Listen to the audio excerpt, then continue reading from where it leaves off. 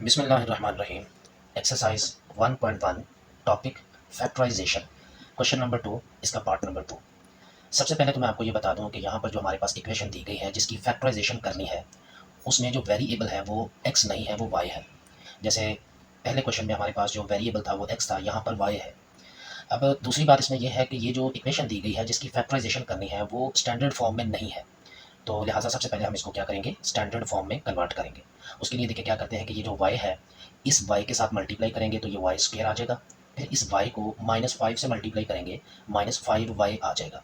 अब क्या करेंगे कि इन दोनों टर्म्स को इक्वल के इस साइड पर शिफ्ट करेंगे। तो देखें जैसे हम करेंगे तो इनके साइन चेंज हो जाएंगे। जैसे वाई स्क्वेयर को इस साइड पर शिफ्ट करेंगे तो ये माइनस का वाई स्क्वेयर आ जाएगा।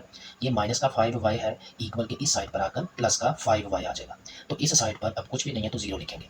उसके बाद देखेंगे 3y square minus Y square, तो बाकी रह जाएगा 2y स्क्वेयर, और ये 5y एज इट इज़ आ जाएगा। अब देखिए यहाँ पर इसकी फैक्टराइजेशन बहुत ही आसान है, क्योंकि यहाँ पर जस्ट टू टर्म्स है, तो इसकी फैक्टराइजेशन कल की तरह नहीं होगी जिसमें हम वो वैलिड मल्टीपल हम तलाश करते हैं, तो उस तरह नहीं होगी। इसकी फैक्टराइजेशन बहुत ही आसान है। देखिए यहाँ से y कॉमन आ रहा है तो y कॉमन ले लेंगे, बाकी आ जाएगा 2y प्लस 5 इक्वल टू 0। तो ये देखें ये y कॉमन आ गया इसमें। तो देखें y और 2y प्लस 5 ये दोनों फैक्टर्स बन चुके हैं, ये दोनों इक्वल टू 0 है। तो हम क्या करते हैं कि इस y को भी 0 के इक्वल लिख देंगे और 2y प्लस 5 को भी 0 के इक्वल लिख देंगे। अब देखिए एक तो y का आंसर आ जाएगा ये 0, लेकिन यहाँ से y का आंसर हमें निकालना पड़ेगा। अब सबसे पहले क्या करेंगे, देखिए ये प्लस का जो 5 है ये इक्वल के दूसरी साइड पर शिफ्ट करेंगे तो ये माइनस का 5 आ जाएगा। उसके बाद देखें ये 2y, ये 2 जो है वो y के साथ मल्टीप्लाई हो रहा है, तो इसको हम क्या करेंगे, हम जब दूसरी साइड पर शिफ्ट करेंगे तो जो चीज़ मल्टीप्लाई होती है वो जब दूसरी साइड पर शिफ्ट करते हैं तो वो डिवाइड हो जाती है। तो y का ये दूसरा आंसर आ जाएगा -5/2। तो हम इन दोनों आंसर को 0 और -5/2 को हम सोल्यूशन सेट के अंदर लिख देते हैं। क्वेश्चन नंबर 2, इसका पार्ट नंबर 3। हमारे पास इक्वेशन दी गई है, इसकी हमने फैक्टराइजेशन करनी है। सबसे पहली बात कि ये इक्वेशन जो है वो स्टैंडर्ड फॉर्म में नहीं लिखी हुई। सबसे पहले इस इक्वेशन को स्टैंडर्ड फॉर्म में कन्वर्ट करेंगे। उसके लिए क्या करना है कि ये जो दोनों टर्म्स लिखी हुई हैं, इन दोनों टर्म्स को आपने इक्वल के इस साइड पर शिफ्ट कर देना। तो देखिए माइनस का 32x है, इक्वल के इस साइड पर आकर प्लस का 32x हो जाएगा। प्लस का 4 है, इक्वल के इस साइड पर आकर माइनस का 4 हो जाएगा। इक्वल के इस साइड पर 0 रह जाएगा, वो हम इधर लिख लेते हैं। अब उसके बाद देखें यहाँ पर हमारे पास तीन कांस्टेंट लिखे हुए हैं, 17, 32 और -4। ये जो 32 है ये हमारा मिडिल कांस्टेंट होगा। यहाँ पर हमने क्या करना होता है कि देखिए ये जो 17 है इसको हमने लास्ट वाले कांस्टेंट से मल्टीप्लाई करना है। तो देखिए जब आप मल्टीप्लाई करेंगे तो आपके पास कोई एक रिजल्ट वैल्यू आएगी, उसको हम 68 लिखेंगे। इसके जो रिजल्ट वैल्यू है वो 68 आती है। अब उसके बाद देखिए कि आपने क्या करना है कि ये जो दोनों डिजिट्स दिए गए हैं इनको आप प्लस करें, क्या आपका मिडिल कांस्टेंट 32 बना। फिर इन दोनों को माइनस करें, क्या इस दफ़ा भी आपका मिडिल कांस्टेंट 32 बना। इन दोनों में दोनों बार ही हमारा मिडिल कांस्टेंट नहीं बन रहा। तो लिहाजा ये जो हमारे पास गिवन मल्टीपल है, ये जो 17 और 4, ये हमारे पास वैलिड मल्टीपल नहीं है। अब हमने क्या करना है, एक ऐसा मल्टीपल ढूंढना है जिसकी के रिजल्ट वैल्यू वो पहले वाली जो रिजल्ट वैल्यू है उसके इक्वल आए।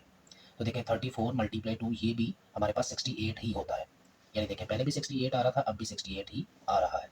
आप इसमें देखें 34 -2 करेंगे तो हमारे पास क्या आ जाएगा, 32 आ जाएगा। यानी कि मिडिल कांस्टेंट हमारे पास आ जाएगा। तो ये जो मल्टीपल है इसको हम कहेंगे ये वैलिड मल्टीपल है। एक और बात, ये सारा काम जो है हमारा एक्स्ट्रा वर्क होता है, ये क्वेश्चन का हिस्सा नहीं होता, ये हमारा रफ अमल होता है। अब देखिए जब आपको वैलिड मल्टीपल मिल जाए, जैसे हमारे पास ये वाला है, तो उसके बाद क्या करना आपने, हमारे पास ये एक इक्वेशन दी हुई है। तो इसमें क्या करना है, ये जो हमारे पास फर्स्ट वैल्यू है ये आपने वैसे ही लिख देनी है। इस फर्स्ट वैल्यू के बाद देखिए एक साइन लिखा हुआ है, इसको भी आपने वैसे लिख देना। अब बारी आती है इन दोनों डिजिट्स की। इन दोनों डिजिट्स में देखें जो सबसे बड़ा डिजिट है वो 34 है, उसकी पहले बारी आएगी। उसको आपने 34 को x के साथ लिख देना है। उसके बाद क्या करना है, देखिए ये जो माइनस का साइन है वो इस प्लस के साइन से मल्टीप्लाई करें तो क्या आएगा, माइनस, वो आपने लिख देना है। और ये छोटे डिजिट की फिर बारी आएगी, इस 2 को आपने फिर x के साथ लिख देना है। यानी पहले बड़ा डिजिट लिखना है और फिर छोटा डिजिट लिखना है। और ये -4 जो है ये भी वैसे ही आ जाएगा, इक्वल 0 भी वैसे आ गया। अब देखिए आगे ईजी स्टेप है, आपने क्या करना है, ये पहली दो टर्म में से एक तो 17 कॉमन आ रहा है और एक x कॉमन आ रहा है। क्यों, देखिए 17 को 2 से मल्टीप्लाई करेंगे तो 17 34 आता है। तो इसका मतलब है यहाँ से 17 कॉमन आ जाएगा और एक x कॉमन आ जाएगा, बाकी x + 2 आ जाएगा। यहाँ पर एक इंपॉर्टेंट स्टेप है, देखिए यहाँ पर 2 कॉमन आ रहा है लेकिन माइनस भी आपने लेना है, क्योंकि देखिए ये वाली वैल्यू माइनस से स्टार्ट हो रही है। तो आपने माइनस का 2 कॉमन लेना है। अब माइनस भी कॉमन लिया है तो इन दोनों टर्म्स के जो साइन है वो चेंज हो जाएंगे। तो हमारे पास अब देखिए ये दोनों ब्रैकेट्स जो है वो सेम बन गई हैं। तो जो सेम ब्रैकेट्स है अब वो कॉमन आ जाएगी, बाकी 17x - 2 ये आ जाएगा। ये दोनों फैक्टर्स जो है वो 0 के इक्वल हैं, दोनों को अलग अलग हम 0 के इक्वल लिखेंगे। इसको भी लिखा और इसको भी लिखा।